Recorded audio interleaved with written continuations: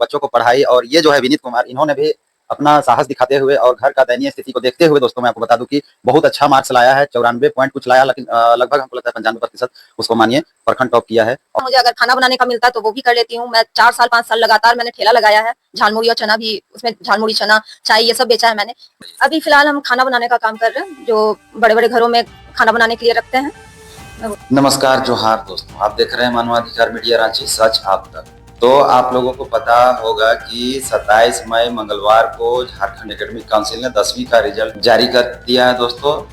तो आपको ये भी पता होगा कि कोई झारखंड टॉप करता है, कोई जिला टॉप करता है, लेकिन बड़े बड़े न्यूज चैनल या फिर छोटे न्यूज चैनल सभी जिला टॉप करता है या फिर स्टेट टॉप करता है उनके पास जाता है, लेकिन छोटे लोगों को भी देखना चाहिए। मेरा कहना ये है कि कोई स्कूल टॉप करता है या फिर कोई प्रखंड लेवल में टॉप करता है।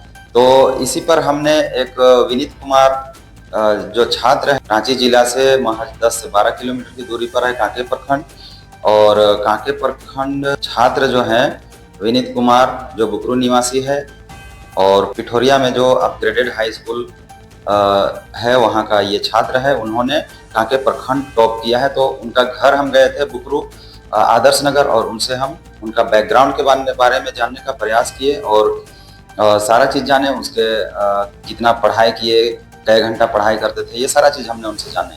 तो हम ये रिक्वेस्ट करते हैं कि ऐसे ऐसे बच्चों को पढ़ने के लिए लोकल विधायक जो हैं या फिर जो भी हैं वो सारा जाकर उनको सम्मानित करें, मिले उनसे, ऐसे ऐसे बच्चों से, और जाके उनको आगे पढ़ने का राशि मुहैया करें और हेल्प करें उनको। तो चलिए ये सारा वीडियो हम आपको दिखाते हैं, तब तक बने रहिए हमारे साथ। मैं हूं इरफान अंसारी, मानवाधिकार मीडिया रांची पर। तो यही है जो प्रखंड टॉपर किए हैं। प्रखंड टॉपर बोले तो कांके प्रखंड का टॉपर छात्र हैं। नमस्कार सर। जी नमस्कार जी। आप अपने बारे में बताइए कि आप कैसे मेहनत किए, कितना आप सफलता पाने के लिए कितना घंटा पढ़ाई करते थे, पहले अपना शुभ नाम बताइए। जी मेरा नाम विनीत कुमार है। मैं government upgraded +2 high school Pithoria का छात्र हूँ। मैंने अपने 10वीं में 94.8% अंक प्राप्त किए हैं, जिसके लिए मैंने साल भर लगन से डेली मैंने 6 से 7 घंटे पढ़ाई की है। स्कूल आवर को छोड़ के, स्कूल में तो जो पढ़ाई होती थी वो होती थी, पर सेल्फ स्टडी जो होता है घर में हो गया या ट्यूशन में हो गया, 6 से 7 घंटे की रहती थी। आप ट्यूशन कहाँ पढ़ने जाते थे? जी नगरी मैदान जो है वो उसके सामने ही एम राजा कोचिंग सेंटर है। हमारे सर हैं मैथ साइंस, वो ऑल सब्जेक्ट ही का क्लास लेते थे, वो सब चीज़ पढ़ाते थे और वहीं से मैंने पढ़ाई की है। अच्छा, 10th क्लास में आप सबसे ज़्यादा पढ़ने में कौन सा सब्जेक्ट में रुचि रखते थे? जी सबसे ज़्यादा रुचि तो मुझे सोशल साइंस में थी, जिसमें मेरे अंक भी सबसे ज़्यादा आए हैं। उसमें 100 में से मेरे 99 मार्क्स आए हैं सोशल साइंस में। चलिए, बहुत खुशी की बात है। जी जी। और सबसे ज़्यादा सोशल साइंस में आया है ना? तो अपने जो विद्यालय है, हाई स्कूल है, वहाँ के आपके कौन ऐसे शिक्षक हैं जिनको आप बधाई देना चाहते हैं, जो आपको बहुत प्यार करते थे या फिर आपको चाहते थे, आप ऐसा कुछ कार्य करते थे या पढ़ाई करने में आप मन से पढ़ते थे, उनके बारे में कुछ बोलिए। जी मेरे जितने भी शिक्षक थे, वो जया मैम हो गई, वो होम साइंस की टीचर थी, चिराग सर मैथ्स के थे, और मंजू मैम, आभा मैम, और ये गुलशन मैम, ये एसएसटी के टीचर्स थे। तो सभी लोगों ने बहुत सपोर्ट किया है, सभी लोग बहुत मानते थे, जानते थे कि हाँ बच्चा पढ़ाई में अच्छा है, ये अच्छा कर सकता है, तो वो और मुझे मोटिवेट करते थे।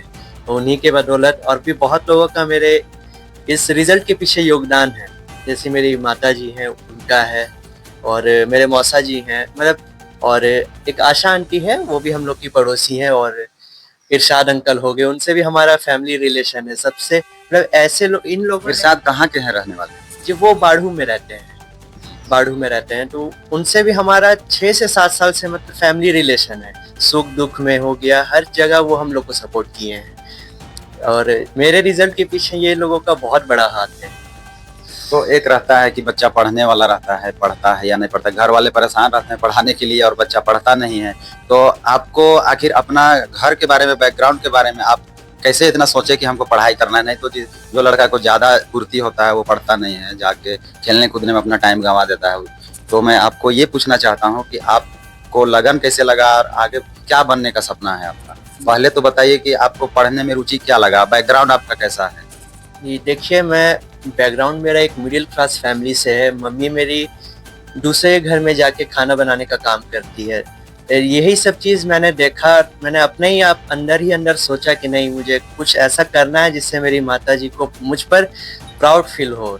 यही सब चीज़ मैंने देखी और मुझे लगा कि नहीं, पढ़ाई में ध्यान जरूर देना चाहिए, क्योंकि मिडिल क्लास फैमिली के पास और कोई ऑप्शन नहीं होता है। जिसका बैकग्राउंड अगर उतना अच्छा नहीं है तो उनके पास पढ़ाई के अलावा कोई ऑप्शन नहीं बचता है। तो यही सब चीज़ों ने मुझे रुचि रखा पढ़ाई के लिए।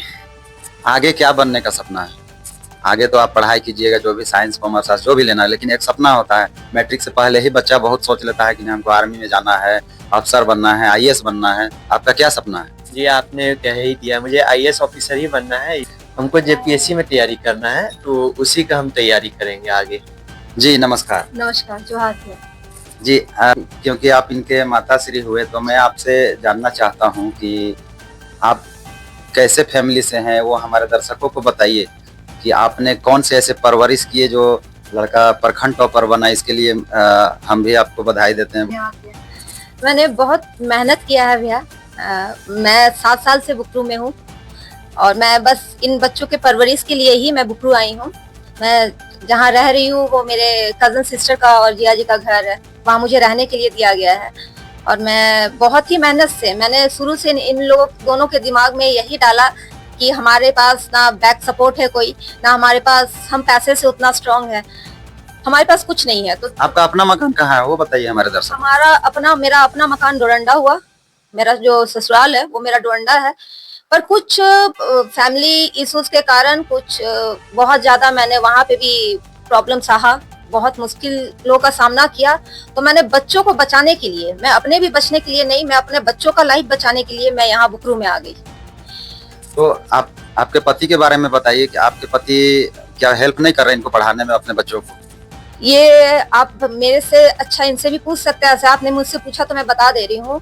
मैं 7 साल से यहाँ पे हूँ, तो उन्होंने आज तक खबर नहीं लिया, चाहे उनके फैमिली वालों ने किसी ने खबर नहीं लिया कुछ कि बच्चे खाना खा रहे हैं नहीं खा रहे, जिंदा है नहीं है बच्चे, किसी चीज का कोई मतलब नहीं है उन्हें। वो पूरे तरीके से ड्रग्स एडिक्ट्स हैं, पूरे तरीके से वो नशा में बर्बाद है। 1-2 बार फोन उन्होंने किया भी तो बच्चों को मतलब डिमोटिवेट ही किया बच्चों को। और उनका लाइफ, इन दोनों का लाइफ, अगर मैं वहां रहती तो इन दोनों का लाइफ बर्बाद हो जाता। तो मेरी बड़ी सिस्टर है, मैं उनका नाम जरूर लेना चाहूंगी, निवेदिता घोष उनका नाम है।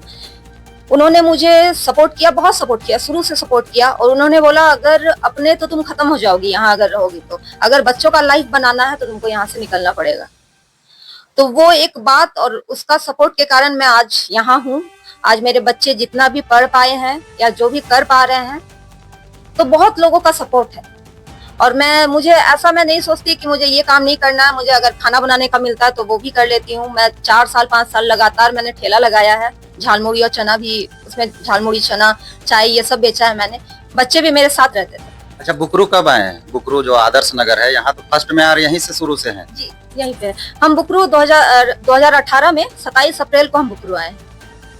अच्छा, उस समय से अपना जिम्मेवारी से पूरा कार्य कर रहे हैं, काम कर रहे हैं और घर चला रहे हैं, भरण पोषण कर रहे हैं ना? सारा कुछ, सारा काम। अभी क्या कर रहे हैं वो हमारे दर्शकों को बताइए। अभी फिलहाल हम खाना बनाने का काम कर रहे हैं, जो बड़े बड़े घरों में खाना बनाने के लिए रखते हैं।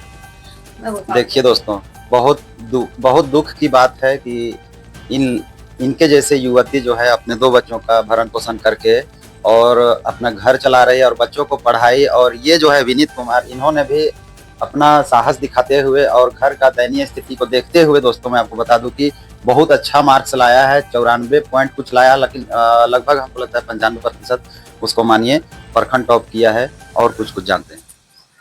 और मैं कुछ लोगों का भैया आपके माध्यम से नाम लेना चाहूंगी। ये पथ चलना इतना आसान नहीं था मेरे लिए। ये बुकरू में रह के 7 साल गुजारना मेरे लिए आसान नहीं था। इसमें मेरे जीजा जी का बहुत सपोर्ट है, जहाँ जिनके घर में मैं रहती हूँ, उनका नाम रिमिस खलको हुआ।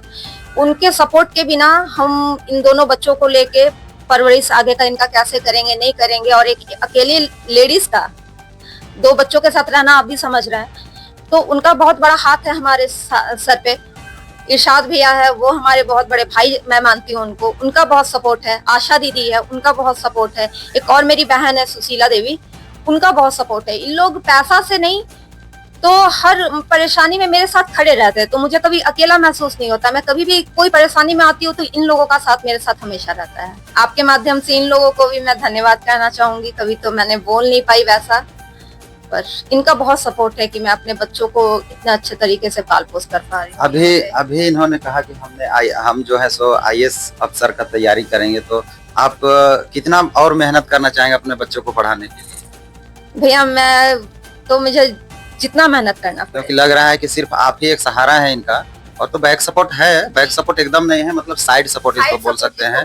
जैसे आपका व्यवहार देख करके आदमी बस वही का एक मोहब्बत बढ़ जाता है और आपको सपोर्ट मिल रहा है। तो आपको एक चाहत होगा, एक अपना ख्वाहिश होगा कि हम अपने बच्चों को पढ़ाएं, तो क्या लग रहा है इनका सपना पूरा करेंगे, विनीत कुमार का सपना? जी बिल्कुल, इसके लिए मुझे जो करना पड़े, मैं जब तक मेरा वही मोटिव ही है भैया, जब तक मैं इसे स्टैंड नहीं करूंगी मैं हार नहीं मानूंगी।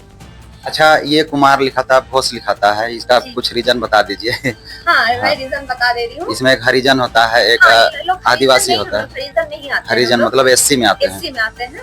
पर मैं बंगाली हूँ, मैंने लव मैरिज किया था। ठीक है, मैं नवनीता घोष इसीलिए मेरा लिखा था, मैं बंगाली हूँ, लव मैरिज मैंने किया था। तो इनके पापा हरिजन है, तो इनका शुरू से मैंने जो डॉक्यूमेंट्स बनाया तो सब में कुमार लिखाया, राम नहीं लिखाया। पर इनका जो बना हुआ है बर्थ सर्टिफिकेट हो गया, फिर इसका कास्ट जो बना हुआ है वो इनका हरिजन के ये से ही इनका सारा कुछ किया हुआ है।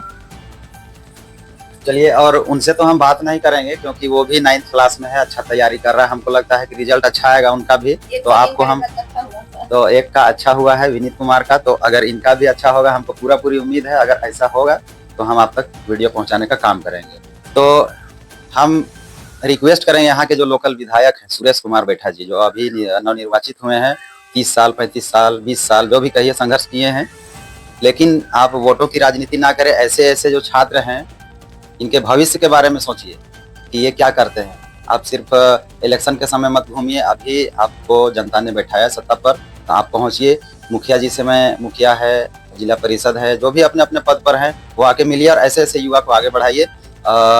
बहुत आप लोगों ने देखे होंगे रांची के जो ठेला में कपड़ा बेचकर अपना बच्ची तहरीन फातिमा, जिनका मकान हुआ शायद हिंदपीढ़ी है, समझिए रांची ही है, इमरान प्रतापगढ़ी भी इटकी जिस दिन आए थे उस दिन उनका घर में आके उनसे मिले थे, उसी दिन जिस दिन इटकी में प्रोग्राम हुआ था, आयोजन हुआ था। बड़े बड़े चैनल वहाँ जाके तो मिले हैं। तो अगर बड़ा को ज़्यादा टॉपर को सभी को हाईलाइट करते हैं, लेकिन हम छोटे लोगों को दिखाते हैं ताकि छोटा लोग जो है, गरीब तबके के लोग हैं, उन लोगों का भी आवाज़ सरकार तक पहुँचे और उनको कुछ सहायता राशि मुहैया हो। और मैं तो खासकर रिक्वेस्ट करूंगा सुरेश कुमार बैठा जी कि सर आप आइए और ऐसे ऐसे युवा को पूरा सहयोग कीजिए। इनका दयनीय स्थिति भी खराब है, लेकिन पढ़ने में इसका बहुत उत्साह है, आगे इनको आईएएस अफसर बनना है। तो चलिए, तब तक आज के लिए इतना ही, शुक्रिया।